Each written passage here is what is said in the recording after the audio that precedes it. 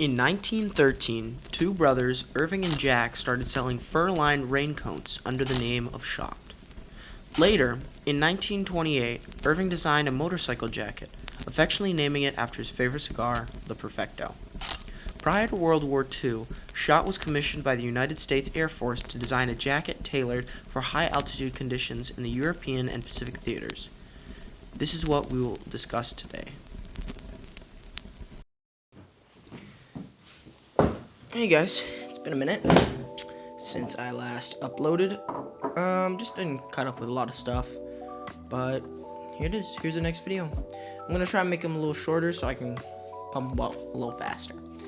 But today we're gonna talk about my favorite jacket. It's a Schott jacket, which I really don't know the name of. Maybe some of you guys can help me out in the comments, but I really have no idea what the name is, what era it's from.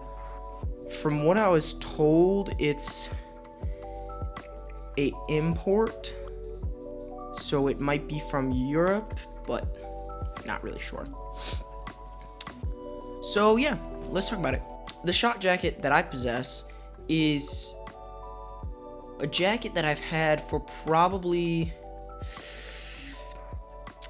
4 or 5, no, probably more, 6 or 7 years, and it's held up really good. It is made out of a whipcord, not oiled, unlike one of my favorite and very expensive jackets, the Ironheart deck jacket. But it's a really good quality, and aside from a little bit of like tearing in the cuffs, which is, foreseeable and just gonna happen with you actually wearing your jacket, it's held up really well. So let's get into some of the nerdy stuff. So here it is.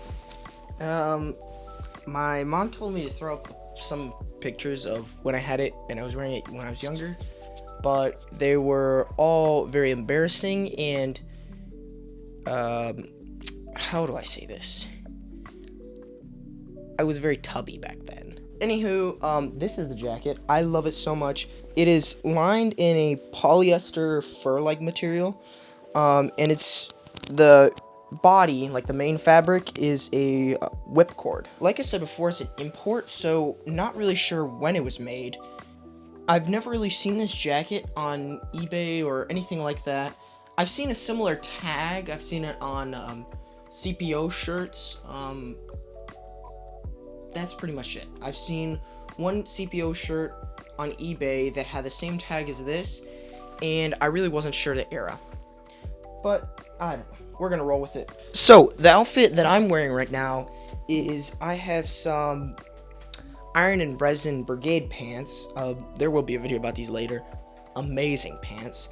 875s. I have some kind of old waffle knit J. Crew crew neck. Just nice shirt.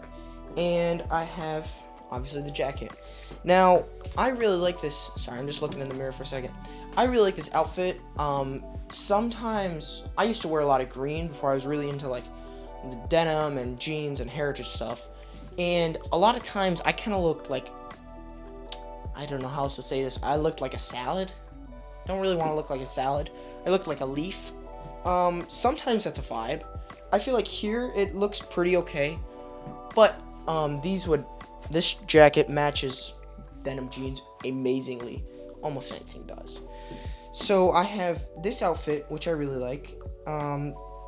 This is, like I said, J. Crew waffle knit brigade pants. It is a little tight, but it works, and especially for the winter time when you're trying to layer up, I would definitely choose this or like a wool vest or something like that. So these are the outfits that I really wear it with, and with chinos. These are the outfits that I really wear it with, and honestly, you can kind of have some conformity, but this is kind of a jacket where, unlike my pea coat or unlike my Eddie Bauer down parka, this is a jacket that's always been just easily thrown on and looking good. Paul Newman, I believe it was Paul Newman, he always said that a jacket should never be an afterthought. a jacket should be a main part of your wardrobe, because it is. That's what you look at. You look at someone's face, and then you look at their outermost layer. You don't really look at their pants or their boots or their shirt. You always look at their jacket first, and that's what you notice. And having a good jacket makes a wonderful impression. This jacket is, I don't really know how else to say it. It's my grab and go jacket. If I gotta get out the house really fast, I just throw this on, and I always am looking good in it. Not to be prideful, but I just feel like it always looks good. The simplistic kind of classic bomber design with the polyester pocket bags, warm polyester, I mean it's polyester, but polyester fur lining. It's just a perfect jacket. If you use these pockets, you know, they're very utilitarian, but if you don't, they still look cool.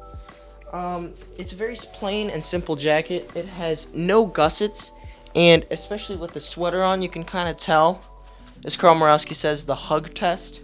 It is a little tight, but it's big enough that it doesn't really need any gussets. Especially, honestly, even when I'm working, it doesn't really need it, because it's just kind of a bigger jacket. Now, one thing I definitely would not recommend wearing with this jacket would be a flannel.